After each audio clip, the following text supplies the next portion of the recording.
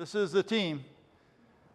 There's Karen and me, and in the back, you guys can stand up. This is the heart of our nukes and queens, and stand up, Felix.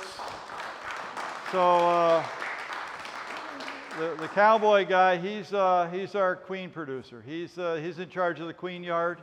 Him and two other guys do all the queen work, and then we drag them out to catch queens too. So he and ship queens. He does the shipping, and so and Sonia and Octavio, they run this. I'm just here to spout off a little today. So anyway, so our nuke operation stands by itself. We don't ever mix the two operations together. We make nukes from nukes because see those frames, how new they are? That's what you're going to get. Most of our combs that we sell in the nuke boxes are less than a year old or a year old. Some may go 2 or 3 depending if they don't get in the rotation right. But we believe that the newer the comb, less pesticides, the cleaner it is, the better nuke you're going to get. We want to sell the best nuke we can produce, and this is the start of it right here. Is a nice, clean, drawn foundation. We keep our nukes in not a really high productive farm areas. There's a lot of dairies, but we don't have a lot of crops growing.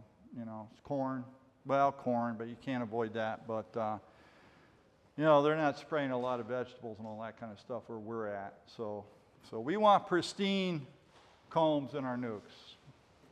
So I mean, when we sell a nuke, our name is on it, and we're responsible for what you get. And you know, we realize nukes aren't cheap, but we're going to give you what you pay for it. We're going to give you a good nuke. So we never use them for pollination. And all the queens in our nukes are from our own stock. And we kind of call it the K9 stock. So, and we'll show you why in a minute here.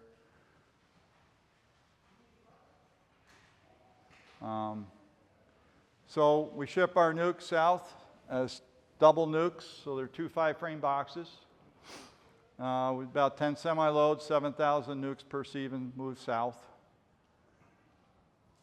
And why did we go to South Carolina? Why don't we go to Florida, Georgia?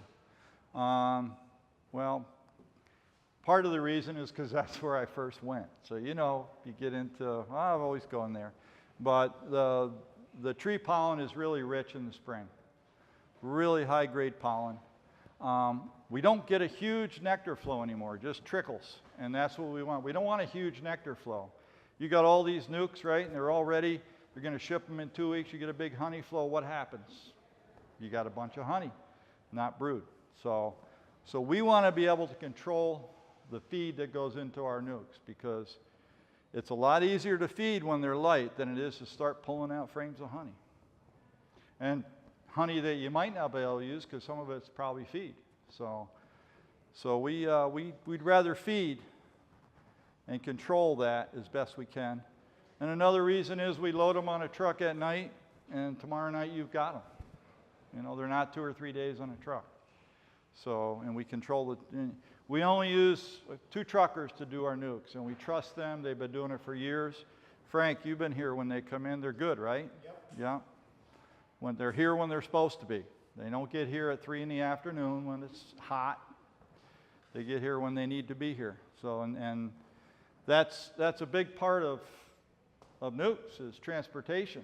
You know, you can have great nukes, put them on a truck, and by the time they get where they got to go, if they're not trucked right, they're not as good as they were when you loaded them. So, and we've got a lot of money invested in these things. So that's why we go to South Carolina.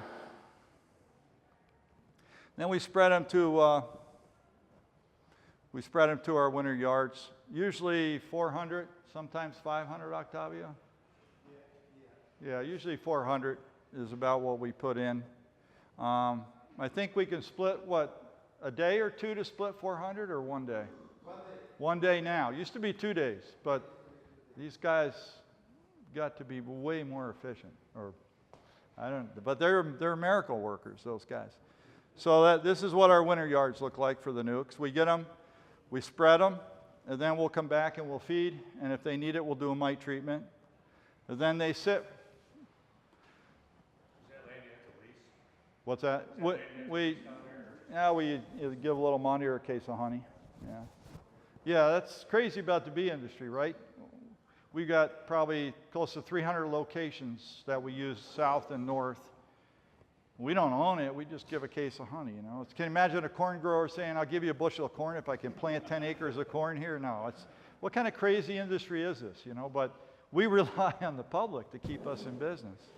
So, SERP, we feed it, now we're pushing, mid-January, right? We got maple coming in, there's lots of pollen coming in, the queens are laying. So we want to push them because mid-March, they got to be rolling because we're going to make nukes up. So we stick the SERP to them. That's probably the last time I worked right there. How many years ago? I don't know. Anyway, then we put patties on. Sometimes we do probiotics, and then we'll put a third box on. And then I think we got a video right of that.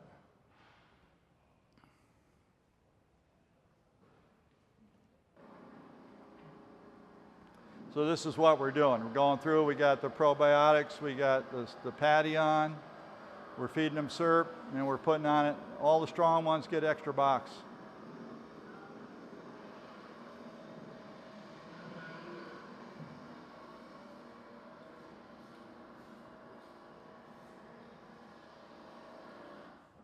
So, and they're quick. A couple hours, we're through a yard of 400. You know, our guys, they know how to work. So, okay, so now we've done that once, maybe twice.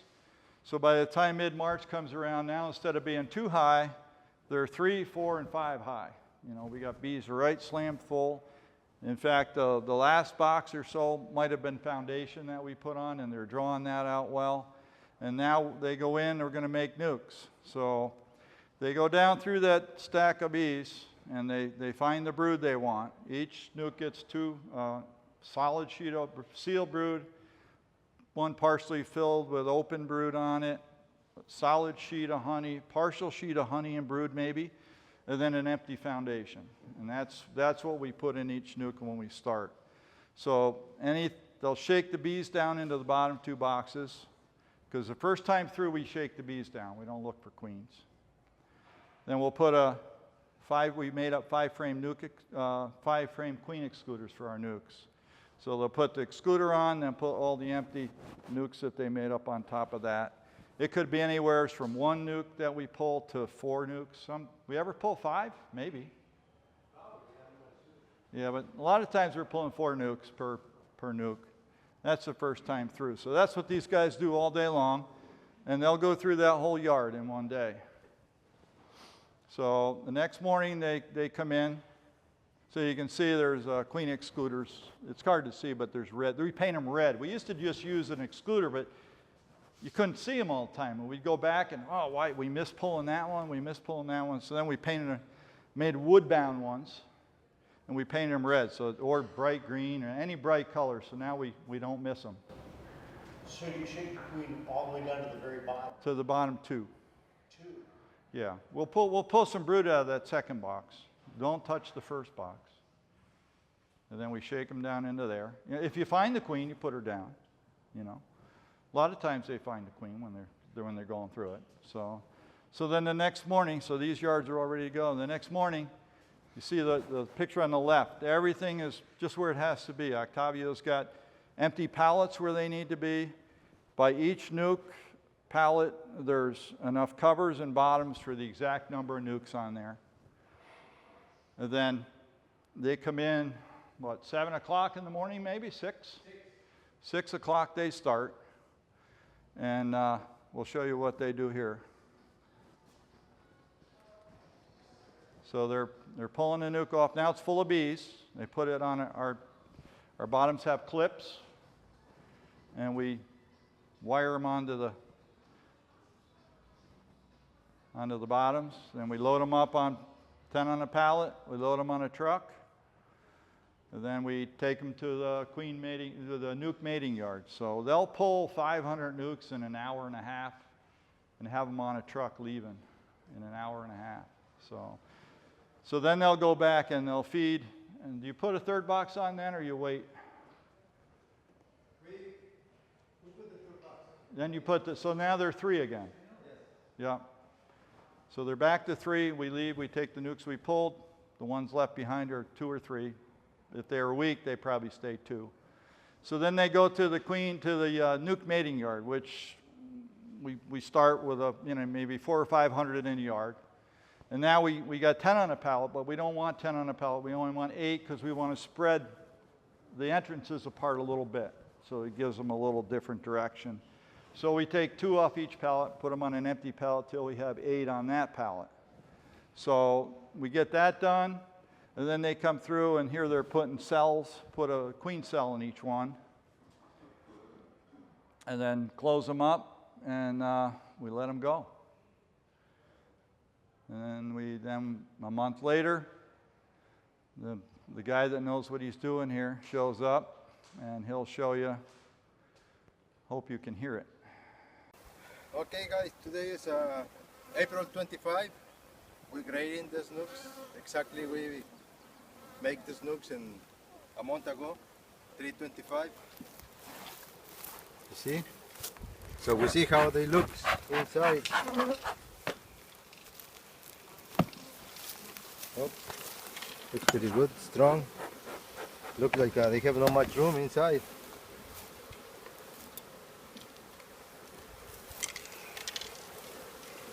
So this is the foundation. They have comb, eggs, pollen, little bit nectar.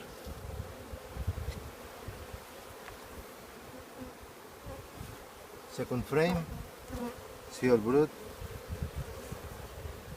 and young brood.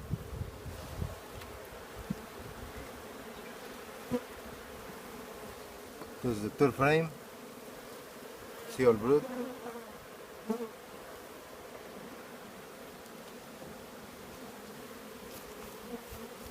There's one more frame, seal brood. See, when this bees hatch, it's gonna be no room. You're gonna fill it up by deep box. And young brood. So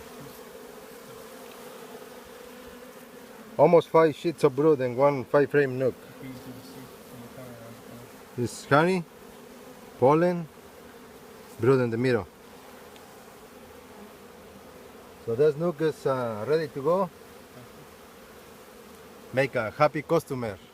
So if you get your nucs from Kutik's Honey Farm, it's what you're getting. Thank you for watching. So we'll mate 400.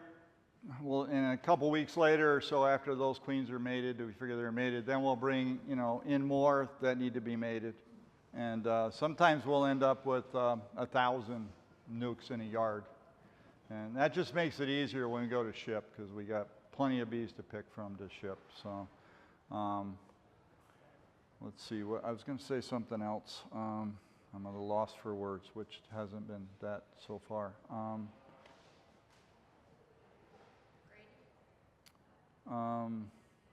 No, I think it was, we stay away from pesticides, and we try to raise the healthiest bees that we know how, that we possibly can do. And we just want to sell the best nucs that we can sell. If somebody gets a nuc and they don't like, there's something wrong with it, 100% guarantee we'll replace it. Bring us the old one, we'll bring you the other one. And we want to sell to people that know how to handle nucs, and that tell people, you get a nuc, get it out of the box quick, because you see those nucs. There's not a huge number of bees in there, but in a week, it's just going to be packed, because those brood frames are going to, that's why in a month we got to get rid of those before the brood starts to hatch. So a lot of times people get our nuc and they say, well, it swarmed. Well, when did you put it in? Oh, I waited till the next weekend. Well, it's too late. You would have, that deep would have been filled by that next weekend. So we tell people, get them in a box as soon as you get them, and feed. Feed, feed, feed. The key to doing bees, and especially nucs in packages too, is feed. Feed till they're a big, strong hive, and then you can let them on their own. But we are firm believers in feed, and our pocketbooks will attest to that because feed went up $5,000 a load last year. Thank you, Mann Lake.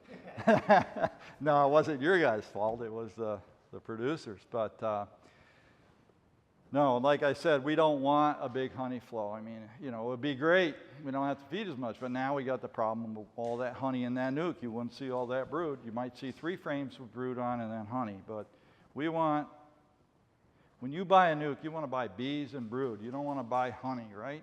You can feed SERP cheap. So, so that's why we try to impress upon people, when you take our nuke, get it home, get it in a box, feed it, and get a deep on it. Because in another week or so, they're going to need that second deep. So, and we got pretty good success with what we've done. It's taken a long time to get our system the way we got it. But Octavia and Sonia keep adjusting the system all the time. So, and then we're selling a lot more Pro Nukes. Everybody wants Pro Nukes, which means more work for us because now we got to go through. This is our front yard, the yard that I told my wife we would never have bees in. So I don't think she believed me anyway, but this front yard has had tens of thousands of nukes come in and leave. I mean, we'll bring almost every day or every other day, there's another semi-load of nukes leaving from our yard. But now we're starting to ship them out of yards that we got out in field stuff too. But so then the guys transfer them into Pro Nukes. So they go through and they grade, and the graded ones get put into Pro Nukes, and then they get shipped also. So, and then I think the next slide shows us. That's my front yard again. So our house is back on the first picture. You can kind of see it in the background, but it kind of feels cool looking out and seeing all those bees. But Chuck, what's a Pro Nuke? the plastic ones, yeah. The others are cardboard? No, we're all wood. Yeah. And then this is shipping them out of our yard. This is to the side of our yard. So how do you like that plastic equipment? Personally, I like it because we don't have to chase our boxes down. well, I know, but that's not the, We just transport them in it. We don't build them in there. We just you have to rub everything down if they squish. we only go 3 high. Yeah, if you go 4 high, they start to squish. So it's hard to ship them because of that reason. Yeah. So then this is just loading bees at night. Nukes going north.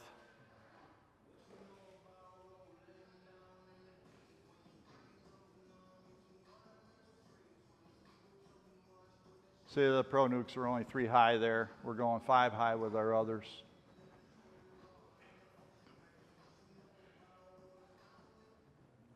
Yeah.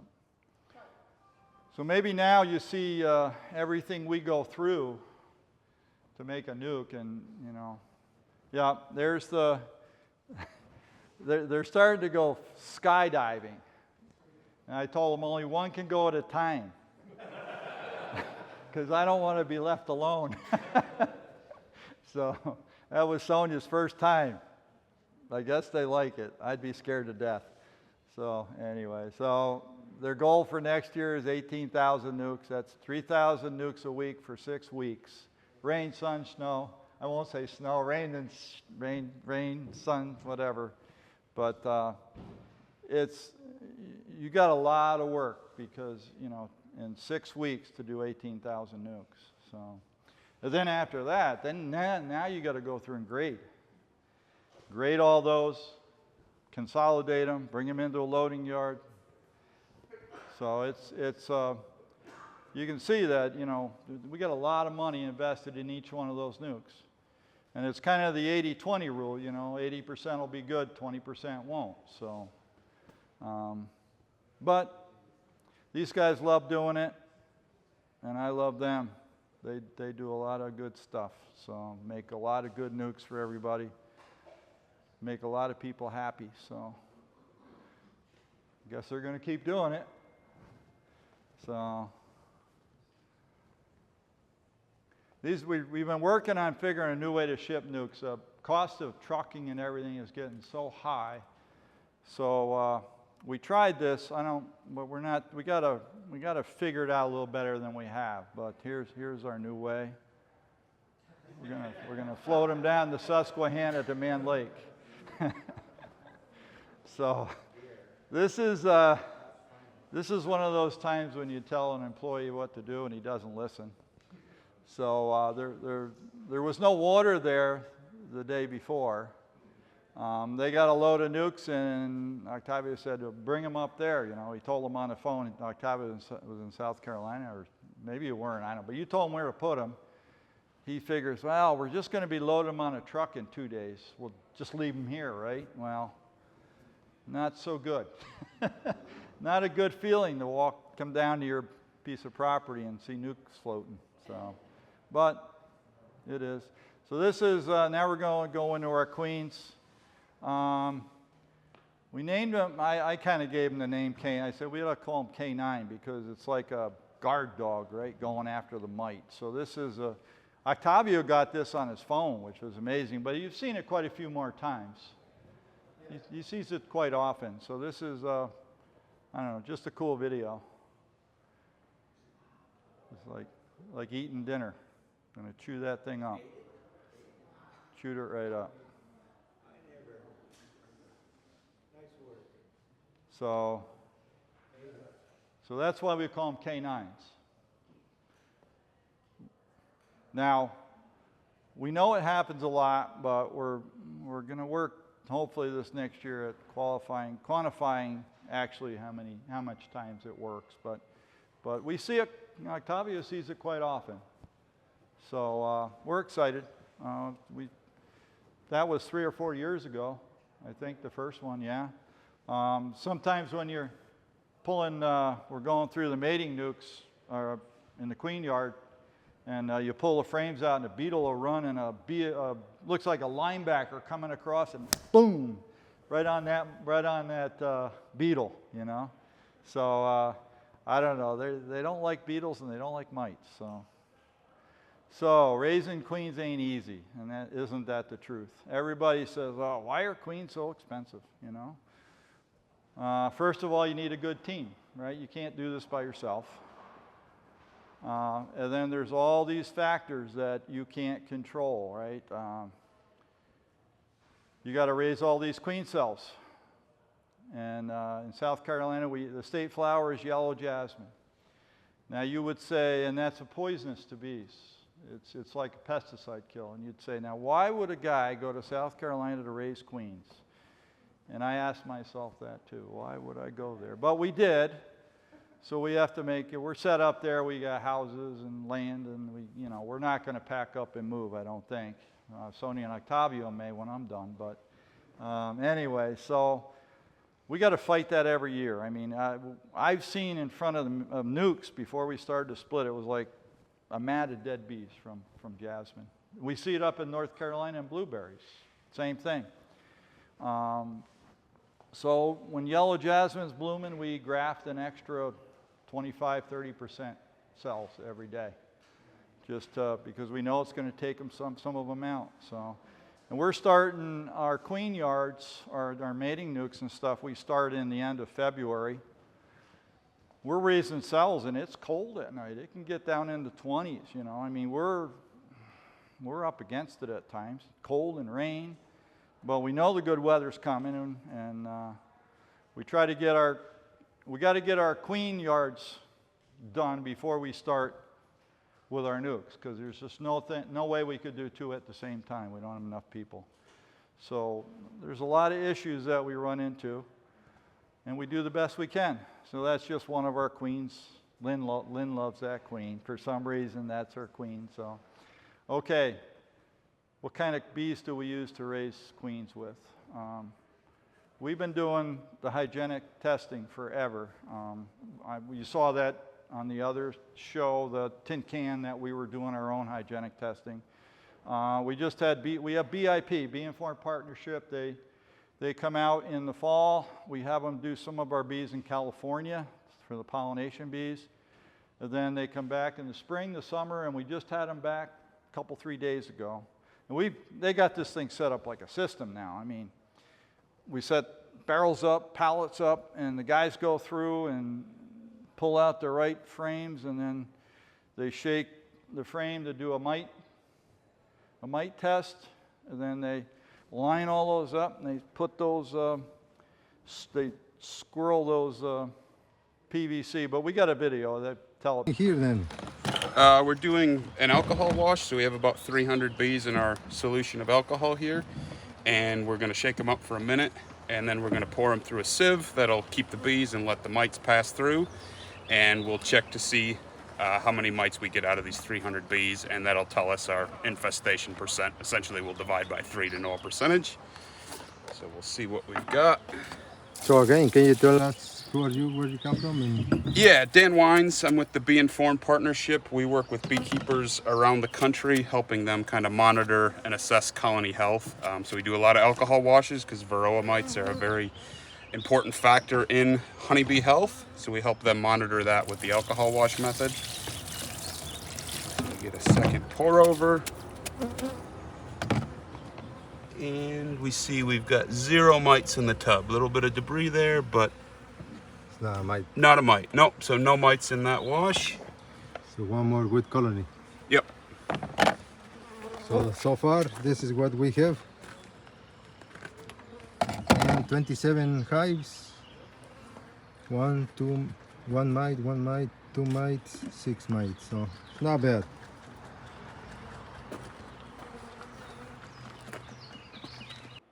So that's the mite sampling part.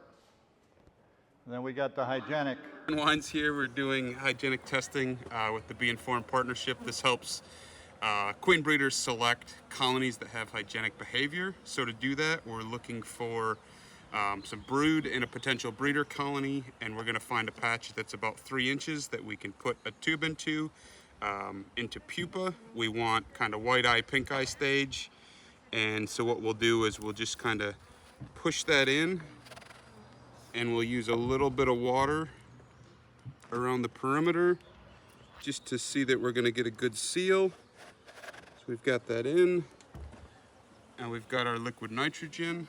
I'm going to pour just a little bit in to check that it seals okay and that we're not leaking anywhere. Looks good. So I'll go ahead and pour the rest of it in here.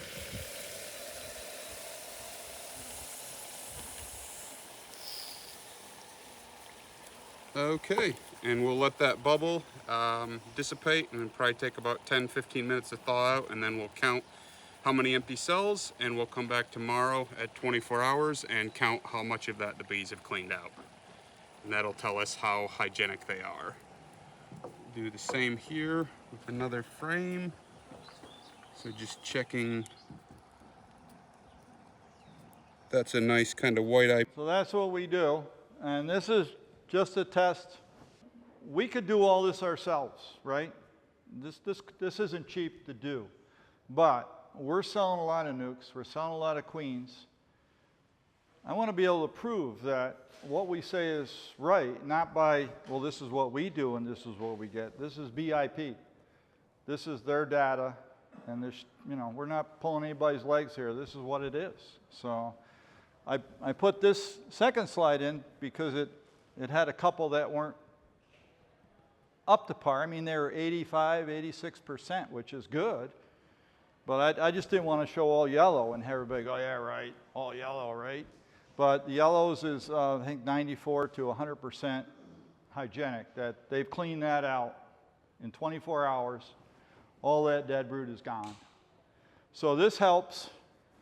Those bees detect there's something wrong with that brood, right? It's dead.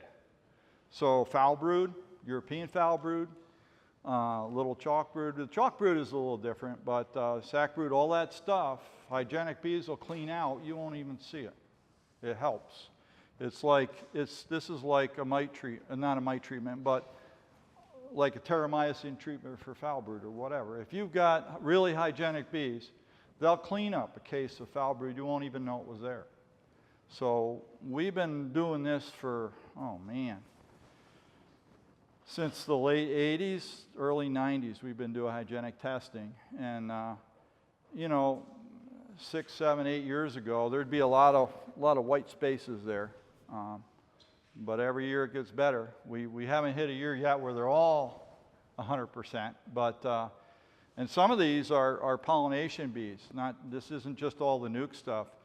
So we want to check the pollination bees too, because we want to be able to say that, you know, what's happening in the nukes and the queens that we're getting from there translates into hygienic bees in the field with our field bees. So some of those were, and the ones that were in pollination service bees, they're all 100%. So I think it's worth the money. We also did, there's a new test, UBL. You'll be hearing more about that, I'm sure, but it's the same thing. They put something in the brood, only they spray a pheromone in there, and the pheromone duplicates the smell of a Varroa underneath the cap. And 30 to 60% is considered pretty good. If in 2 hours later, 30 to 60% of those caps have a hole in it, you can see where they started to chew on them. That's considered excellent. The first time we did it, we had some low ones, but we had a lot of 80s and 90% ones. So, you know, we think we got good bees. I mean, we put a lot of effort into this through the years, and we think it's paying off. So, you know, we're proud of our queens and what we do, and we're proud of our nukes, and we'll stand behind them for sure. So, it's exciting, you know, when you get a report like that and go, wow, man, cool. So, 4-way mating nukes. This is a whole nother part of our, you know, this is the tough part, I think. So we do all our own queens. Felix is in charge of the queen guys. We just love having him. He's been doing it for a couple of years. He's getting better every year. He's got interests in New York State that I think are good. So anyway, so we dedicate 3 guys to doing the queen stuff in South Carolina. And those guys are humping, I'll tell you. We're doing, we need 5,300 cells a week. Plus we sell extras to other people. So we're grafting well over 6,000 queen cells every week. So, and it takes a lot of support, double hives that we have to support that. You're going to see why queens are expensive. Okay, now we're setting up our mini mating nukes out in the field. We put 192 boxes in a yard, and each box is 4-way like that. So there's 4 separate holes in each box. So there's 68 holes in the yard. So it takes about 2 hours to set up one of these yards. So these guys got everything down to a science. So we overwinter these frames in the queen mating. They're half frames. So in the fall, like now, we're doubling up. We're taking all our queen mating nukes and taking the brood, putting them in these double ups. There's just a bar across, and now you can put 2 rows of half frames in there. And we bring them south. We put a queen in there, and then we let them build up in the spring, and we use the brood out of them to help build our 4-way minis. So on the left, they're going through that. So I think that's a video. I think this is Octavio.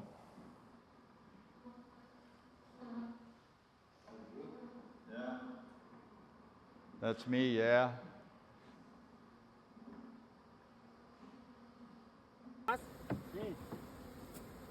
So they go through those stacks, they get all the brood, put it in separate boxes, and they take it over. The queens that are in there, we catch those, and when we're done, we'll leave 4 boxes on that pallet with a couple frames of brood and some honey, and we'll give it a queen. So they'll fill those, the queen will hatch, and they'll raise more brood in there, so when we come back later catching queens, if we need a frame of brood, we know where we can go get it to boost the weak ones.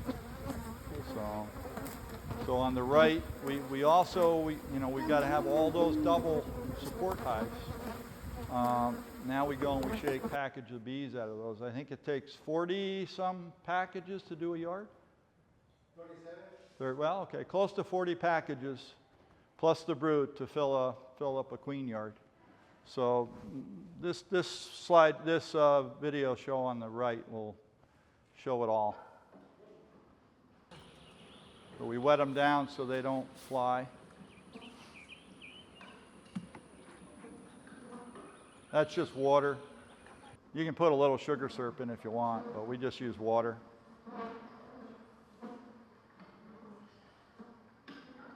We got a soup can. So now we've got the frames in there, either frame or brood or empty comb. We put a queen cell in there. Now they dump a can of bees in. If it has brood, they may, you'll see them maybe only put a half a can in or something if there's brood and bees. See that, they only put a little bit in. So they do that. They go right down through the 192 boxes. And it's just like a dance, you know. They just move down through the yard and back and up and around. In a couple hours, it's all stocked. The entrances, each one of those 4 pockets has a little drill hole in it. We put a cotton swab in each hole so they can't get out. Then 24 hours or so later, sometimes a little bit longer, they'll go and they'll pull those. So now the bees have organized in there. Hopefully the cell is hatched. They've accepted her. And you just let them sit for 2 weeks. Oh, there's a frame of honey in there too. We put a frame of honey, empty comb, or a frame of brood. And then we feed them too. So then we come back in 2 weeks. This is what they look like. Nice, just the right amount of bees if you do it right. There's a lot of if you do it right stuff in this queen stuff. So, and the guys here on the right are going through, and they're going through there, and they're catching the queens. A lot of back-breaking work in this deal. And you wonder, why is a queen worth so much money? I could do it, but, you know, you can come down and help us. So then after they catch the queens out, somebody else comes back through and puts a new cell in. They feed them and then put the cover on. This is just a video of our cells.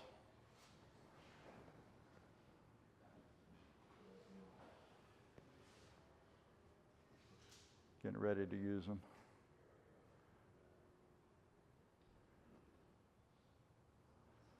So then we do that. Every 2 weeks we're catching, there's the fruit of our labors. And there's queens for you guys. Or sometimes if we have extra queens when we're making nukes up, we'll put queens in them. That gives us a little bit of a head start on some of those nukes that will catch up with ones that have already started. So, yeah, a lot of work. And then we move everything. You know, we got rid of all the nukes we're going to sell. We bring all our nukes up from South Carolina. We put them out. We split them. We get back to 7,000. We put boxes on to draw comb. And then this is hopefully what we see right here. This is what we like to see. They're pulling honey on the left. That's why there's so many bees in the air. Pulling nuke box honey. So all those boxes have brand new drawn comb in them.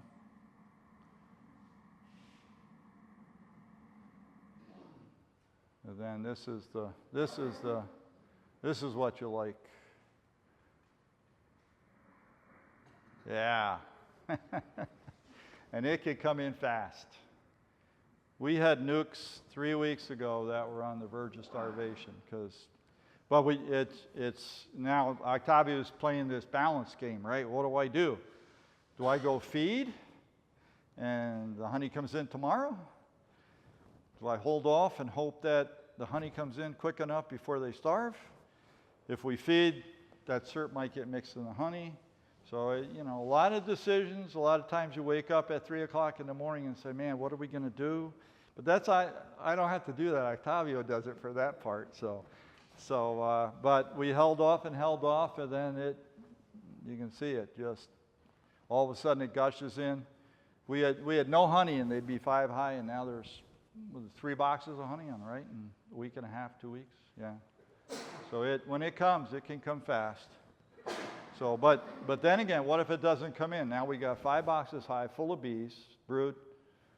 We need to get them down to 2. What a nightmare that would be, huh? So, but God provided nectar, so we were all right. So that's kind of what we do, I'm sure I missed some stuff, but I don't know, going through getting all this ready, I just got tired. It's like, man, how do we do all that? But we do it because we got good teams, right? We got different businesses and each one has good people in it. And yeah, so that's, I hope you got something out of it. And questions?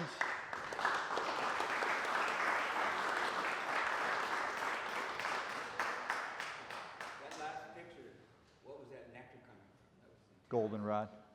Yeah, yeah, yeah, yeah. When you do those splits, how old are those queen cells? Oh, they should emerge that afternoon or the next morning. Yeah, the same. Yeah, within 24 hours that cell should be out. Queenless for any period of time before you put them in, or no? We pull them, we move them, we sell them. So that's all, you know, the bees realize they're queenless really quick. I mean, it doesn't take long. You know, you take a queen out and you listen and, man, sometimes within minutes you start to hear that roar, you know. So they can detect there's no queen there very quickly. A lot of people say, oh, you got to wait the next day and do it. You know, it's whatever your preference is. A lot of what beekeepers do, and a lot of what I do sometimes, it's not scientific. It's, gee, that made me feel good, you know. I like doing that. So you do it. Now, I don't know if it makes any difference, but I like doing it, right? So we put those queen, we pull the nuke, put it on a truck, drive it, put it in the field, spread the boxes, and within 2 hours, they're getting a cell put in. But they know they're queenless long before that. No, they don't. No. We get about 80% acceptance, sometimes a little higher, sometimes a little lower. Now, the queen acceptance, you know, we're always confused with that. Sometimes you get 80%. Then you go down to 40%. You say, what happened, you know? So I'm wondering, what are we doing wrong, you know? Then you talk to one producer, oh, I always get 85%, right? Then you talk to other queen producers, like Dave Miska, who really knows stuff, right? If you can average 60%, you're doing good. You know, the other guys are just filling you full of crap. So, you know, and that's why it's expensive, because if you're only averaging 60% of those queens, all that work, and that's what you're getting, you know, it's amazing queens can be so cheap, really, but all right, well, thank you very much for listening.